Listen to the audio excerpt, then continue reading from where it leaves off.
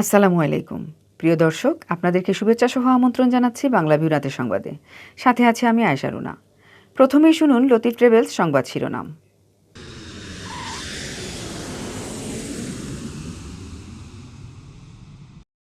Corona virus প্রতিরোধী মডার্নার প্রথম dose টিকাদান বন্ধ হচ্ছে 12 আগস্ট। ওই দিন থেকে শুরু হবে দ্বিতীয় ডোজ প্রদান।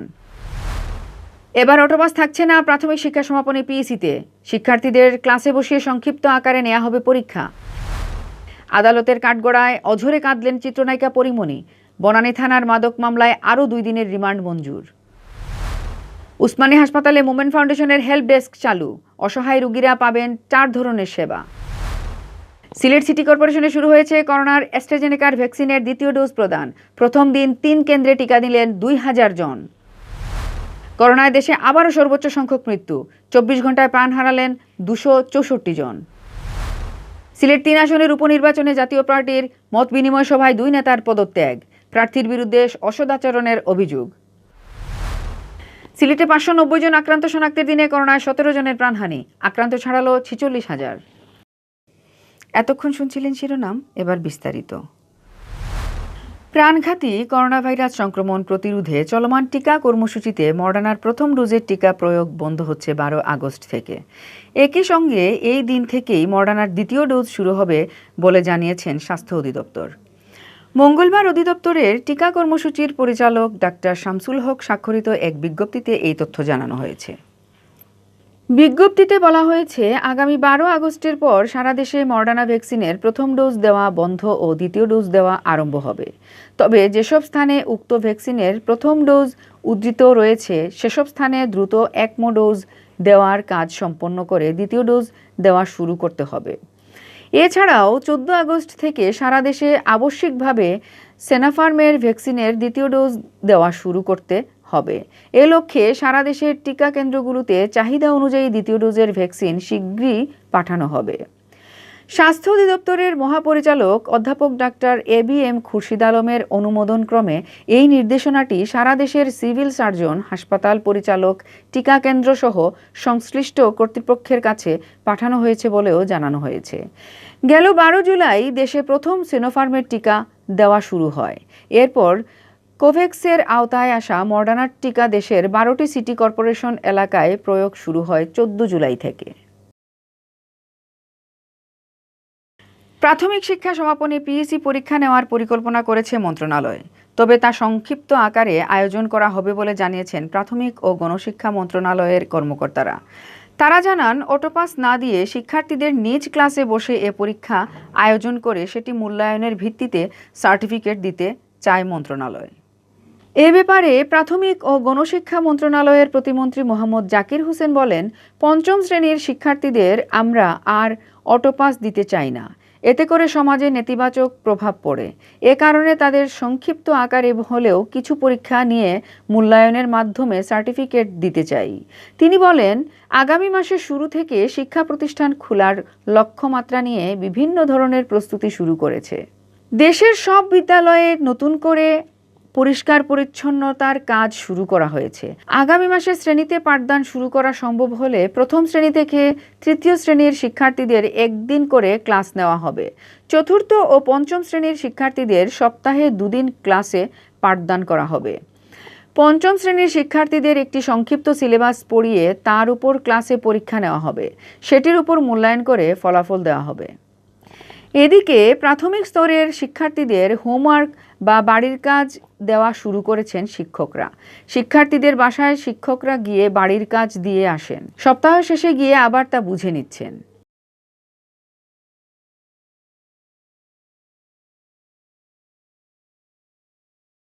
রাজধানীর বনানী থানায় দায়ের করা মাদক মামলায় চিত্রনায়িকা পরিমণির ফের 2 দিনের রিমান্ড মঞ্জুর করেছেন আদালত।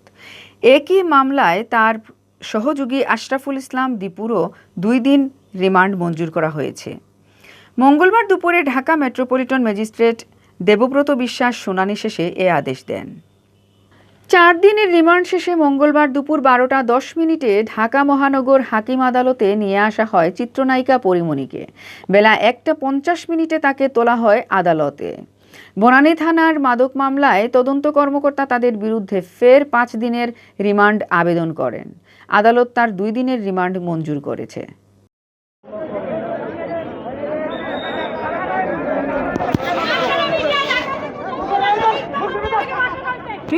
আদালতের কাঠগড়ায় দাঁড়িয়ে পরিমণি অঝরে কাঁদতে থাকেন। আদালত থেকে বের হওয়ার সময় তিনি সাংবাদিকদের উদ্দেশ্যে চিৎকার করে বলেন, তার বিরুদ্ধে দায়ের করা সকল মামলা মিথ্যা, তাকে ফাঁসানো হয়েছে।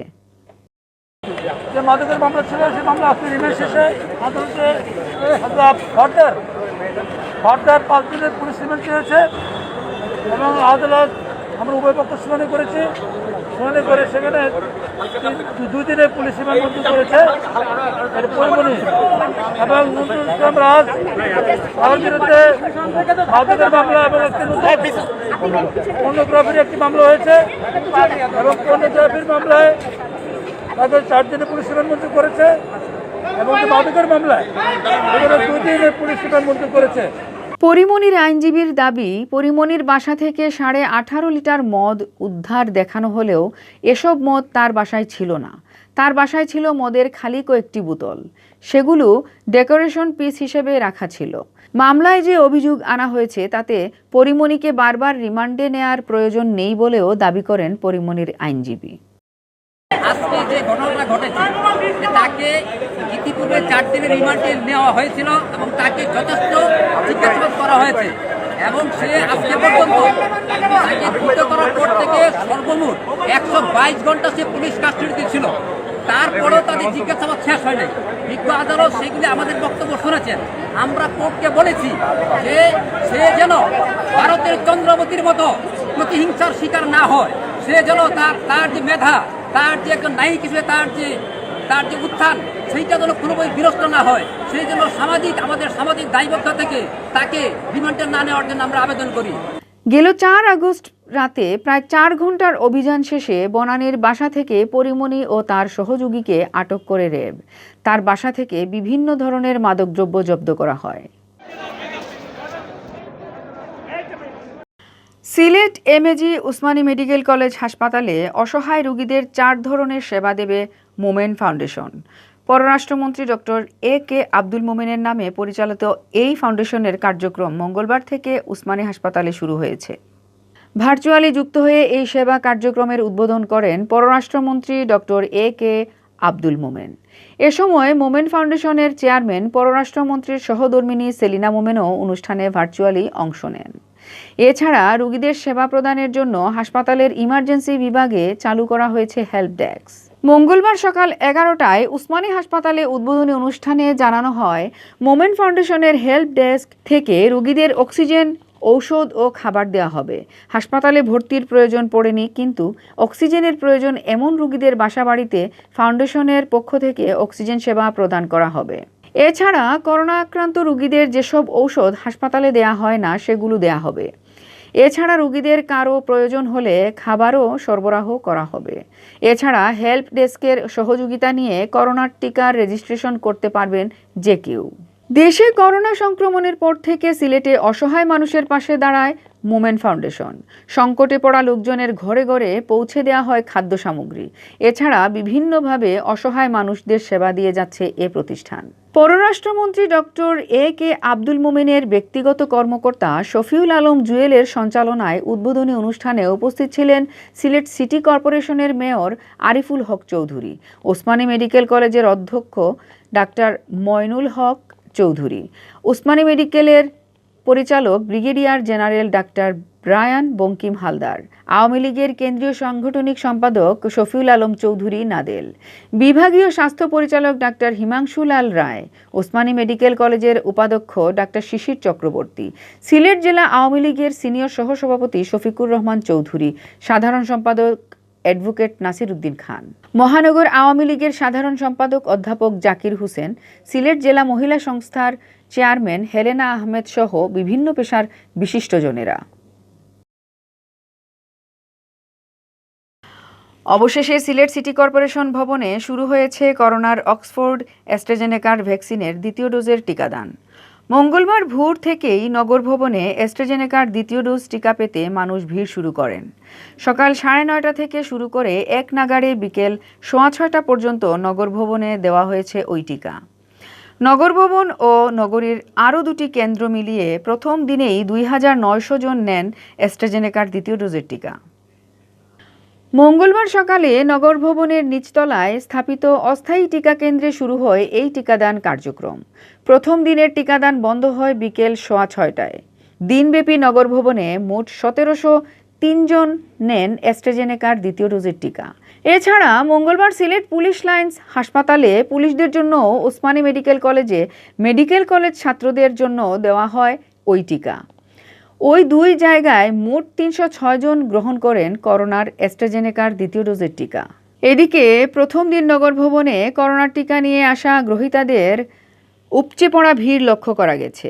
উপচে পড়া এ ভিড় সামাল দিতে হিমশিম খেতে দেখা গেছে টিকাদানে দায়িত্বরত স্বেচ্ছাসেবী ও সংশ্লিষ্টরা। সিলেট সিটি কর্পোরেশনের দুটি কেন্দ্র ওসমানী মেডিকেল কলেজ হাসপাতাল ও সিলেট পুলিশ লাইন্স হাসপাতাল কেন্দ্রে গত ৭ ফেব্রুয়ারি শুরু হয় অক্সফোর্ড অ্যাস্ট্রাজেনেকার কোভিড শিল্ডের গণটিকার কার্যক্রম। পরে টিকা স্বল্পতার কারণে বন্ধ হয়ে যায় টিকাদান কার্যক্রম। সে সময় অক্সফোর্ড অ্যাস্ট্রাজেনেকার কোভিড শিল্ড টিকার দ্বিতীয় ডোজের জন্য অপেক্ষমান তালিকায় থেকে যান সিলেট নগরের প্রায় ১৪,০০০ টিকা প্রত্যাশী। করোনা ভাইরাসে আক্রান্ত হয়ে গেল ২৪ ঘন্টায় বাংলাদেশে আরও ২৬৪ জনের মৃত্যু হয়েছে, যা একদিনে মৃতের হিসাবে সর্বোচ্চ। এর আগে গেল ৫ আগস্টও ২৬৪ জনের মৃত্যুর তথ্য দিয়েছিল স্বাস্থ্য বিভাগ। নতুন মৃতদের নিয়ে দেশে করোনা ভাইরাসে আক্রান্ত হয়ে প্রাণহানির সংখ্যা বেড়ে দাঁড়িয়েছে ২৩,১৬১ জনে। গেল ২৪ ঘন্টায় নতুন করে করোনা শনাক্ত হয়েছে আরও ১১,১৬৪ জনের দেহে। তাদের নিয়ে দেশে মোট শনাক্তের সংখ্যা বেড়ে দাঁড়িয়েছে ১৩,৭৬,৩২২ জনে। ২৪ ঘন্টায় করোনা থেকে সুস্থ হয়েছেন ১৪,৯০৩ জন। এ পর্যন্ত মোট সুস্থ হয়েছেন ১২,৩৪,৭৬২ জন। স্বাস্থ্য অধিদপ্তরের বিজ্ঞপ্তিতে বলা হয়, গেল ২৪ ঘন্টায় সারা দেশে নমুনা সংগ্রহ করা হয়েছে ৪৮,৪১৬ জনের। পরীক্ষা করা হয়েছে ৪৭,৪২৪টি নমুনা। এসব পরীক্ষায় করোনা ধরা পড়ে ১১,১৬৪ জনের দেহে। পরীক্ষার তুলনায় শনাক্তের হার ২৩.৪৫%। বিভাগ ভিত্তিক বিশ্লেষণে দেখা যায়, ২৪ ঘন্টায় যারা মারা গেছেন তাদের মধ্যে সবচেয়ে বেশি মারা গেছেন ঢাকা বিভাগে। এ বিভাগে ৯২ জন মারা গেছেন। এছাড়া চট্টগ্রামে ৬০, রাজশাহীতে ২৫, খুলনায় ২৭, বরিশালে ১১, সিলেটে ১৭, রংপুরে ১৪ এবং ময়মনসিংহে ১৮ জন মারা গেছেন। গেল ২৪ ঘন্টায় মারা যাওয়াদের মধ্যে ১৫৪ জন পুরুষ এবং ১১০ জন নারী। আর মোট মারা যাওয়াদের মধ্যে পুরুষ ১৫,৩৮৪ জন এবং নারী ৭,৭৭৭ জন।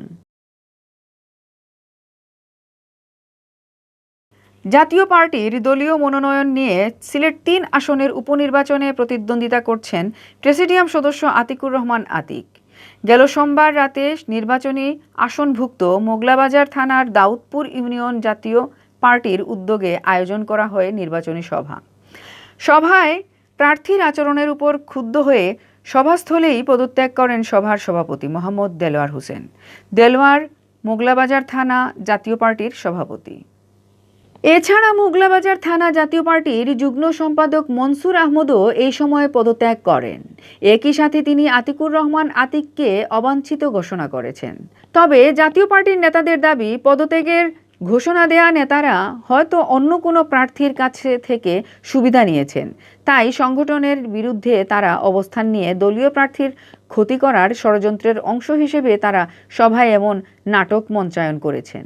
গেল সোমবার রাত ৮টায় মোগলাবাজার থানাধীন দাউদপুর ইউনিয়ন জাতীয় পার্টির উদ্যোগে নির্বাচনী মত বিনিময় সভায় থানা জাতীয় পার্টির যুগ্ম সাধারণ সম্পাদক মনসুর আহমদ বলেন, জাতীয় পার্টির প্রার্থী আতিকুর রহমান আতিক তার ইচ্ছে মতো নির্বাচনী প্রচারণা চালাচ্ছেন। শুক্রবার দাউদপুর ইউনিয়নে কয়েকটি নির্বাচনী সভা ছিল, কিন্তু আতিক জাতীয় পার্টির কাউকে কিছু না জানিয়েই সভা বাতিল করেন। প্রার্থীর এরকম অবিবেচক কাণ্ডের কারণে মনসুর আহমদ সংগঠন থেকে পদত্যাগ করেন। এ সময় তিনি উত্তেজিত হয়ে আতিককে অবাঞ্ছিত ঘোষণা করেন। এদিকে সভাপতির বক্তব্যে মোগলাবাজার থানা জাতীয় পার্টির সভাপতি মোহাম্মদ দেলোয়ার হোসেন বলেন, দলীয় প্রার্থী আতিকুর রহমান আতিকের কাছে দলের ত্যাগী নেতাকর্মীরা অনেক অপমানিত হতে হয়েছে। তাই তিনি পদত্যাগ করেছেন। এই ঘোষণা দিয়েই তিনি পদত্যাগপত্র সভামঞ্চে থাকা প্রধান অতিথি ওসমান আলীর কাছে হস্তান্তর করেন। আজকে আমার হাতে যে খামটা ছিল দেখতে পাচ্ছেন, আমি সেই খামের মাধ্যমে আজকে জাতীয় পার্টিকে আমি বিদায় নিব। কিন্তু দুঃখের সাথে একটি কথা বলবো, এরকম কোন নেতা যেন সেই দক্ষিণ সুরমার মাটিতে জাতীয় পার্টির কেন্দ্রে কোনোভাবে সিদ্ধান্ত না নেয়। আমি আজকে এই সভার মাধ্যমে আমার সিলেট জেলা জাতীয় পার্টির সদস্য পদ এবং মঙ্গলবাজার থানা জাতীয় পার্টির সদস্য পদ সভাপতির পদ থেকে আমি আমার স্বইচ্ছায় আমি আজকের প্রধান অতিথির কাছে আমি আমার পদত্যাগপত্র আমি জমা দিলাম। আপনার রাজনীতিবিদ, আপনি বারবার আমাদের কাছে আসেন, লাঙ্গল প্রতীক নিয়ে আসেন, কিন্তু আমাদের জাতীয় বাড়ি মূলধারা রাজনীতি করে এটার কোনো মূল্যায়ন না দিয়ে আপনি বহিরাগত কিছু ছেলেমেয়েদের কথায় আপনি রাজনীতি করেন। আপনি দলপুর ইউনিয়নে আমাদের জাতীয় বাড়িকে লাঞ্ছিত বঞ্চিত করেন। আমি আমার ব্যক্তিগত পক্ষ থেকে এই সভা থেকে আপনাকে অবাঞ্ছিত মনে করলাম। আপনাকে অনুরোধ করবো, আপনার কেন্দ্র কমিটির কাছে আমার এই আবদারটুকু পৌঁছে দিবেন, আমার দরখাস্তটুকু পৌঁছে দিবেন। আজকের সভা থেকে আমি জাতীয় পার্টি থেকে পদত্যাগ করলাম। সিলেট বিভাগে গেল 24 ঘন্টায় আরও 590 জন করোনা ভাইরাসে আক্রান্ত রোগী শনাক্ত হয়েছেন। এ নিয়ে বিভাগটিতে মোট করোনা প্রমাণিত রোগীদের সংখ্যা 46,454 জনে দাঁড়িয়েছে। একই সময়ে বিভাগে নতুন করে আরও 17 জন রোগী করোনা ভাইরাসে আক্রান্ত হয়ে মারা গেছেন। এ নিয়ে বিভাগে করোনায় মৃতের সংখ্যা 822 ছাড়ালো। মঙ্গলবার সকালে স্বাস্থ্য অধিদপ্তরের সিলেট বিভাগীয় স্বাস্থ্য পরিচালক ডাক্তার হিমাংশু লাল রায় স্বাক্ষরিত এক প্রতিবেদনে এ তথ্য জানানো হয়। প্রতিবেদনে বলা হয়েছে, সিলেট বিভাগে গেল 24 ঘন্টায় নতুন করে শনাক্ত হওয়া 590 জনকে নিয়ে সিলেট বিভাগে মোট করোনা প্রমাণিত রোগীর সংখ্যা দাঁড়ালো 46,454 জনে, যাদের মধ্যে সিলেট জেলায় 24,935 জন, সুনামগঞ্জে 5,412 জন, হবিগঞ্জ জেলায় 5,623 জন, মৌলভীবাজারে 6,616 জন ও সিলেটের এমএজি ওসমানী মেডিকেল কলেজ হাসপাতালে 3,868 জন। গেল 24 ঘন্টায় সিলেট বিভাগে নতুন করে শনাক্ত হওয়া 590 জন করোনা আক্রান্ত রোগীর 255 জনই সিলেট জেলার বাসিন্দা। এছাড়া বিভাগে সুনামগঞ্জ জেলার 105 জন, হবিগঞ্জের 101 জন ও মৌলভীবাজার জেলার বাসিন্দা 67 জন। এদিকে সিলেটের এমএজি ওসমানী মেডিকেল কলেজ হাসপাতালে চিকিৎসাধীন আরও 62 জন রোগীর করোনা শনাক্ত হয়েছে। সর্বশেষ তথ্য অনুযায়ী সিলেট বিভাগে গত 24 ঘন্টায় করোনায় আক্রান্ত হয়ে মৃত্যুবরণ করেছেন আরও 17 জন রোগী। তাদের 7 জনই সিলেট জেলার, হবিগঞ্জের 1 জন ও 1 জন মৌলভীবাজার জেলার বাসিন্দা। এছাড়া সিলেটের এমএজি ওসমানী মেডিকেল কলেজ হাসপাতালে চিকিৎসাধীন অবস্থায় আরও 8 জন রোগী করোনায় মারা গেছেন। এ নিয়ে বিভাগে করোনায় মারা গেলেন 822 জন। এর মধ্যে সিলেট জেলার 609 জন, সুনামগঞ্জে 59 জন, হবিগঞ্জে 40 জন, মৌলভীবাজারের 65 জন ও সিলেটের এমএজি ওসমানী মেডিকেল কলেজ হাসপাতালে 49 জন। একই দিনে সিলেট বিভাগে নতুন করে আরও 307 জন করোনা ভাইরাসে আক্রান্ত রোগী সুস্থ হয়ে উঠেছেন, যাদের মধ্যে 212 জন সিলেট জেলার বাসিন্দা। এছাড়া 65 জন সুনামগঞ্জে, 2 জন হবিগঞ্জে, 21 জন মৌলভীবাজার জেলার বাসিন্দা। এছাড়া সিলেটে ওসমানী মেডিকেল কলেজ হাসপাতালে চিকিৎসাধীন 8 রোগী সুস্থ হয়ে উঠেছেন। এ নিয়ে বিভাগে করোনা থেকে সুস্থ হওয়া রোগীর সংখ্যা 33,837 জন।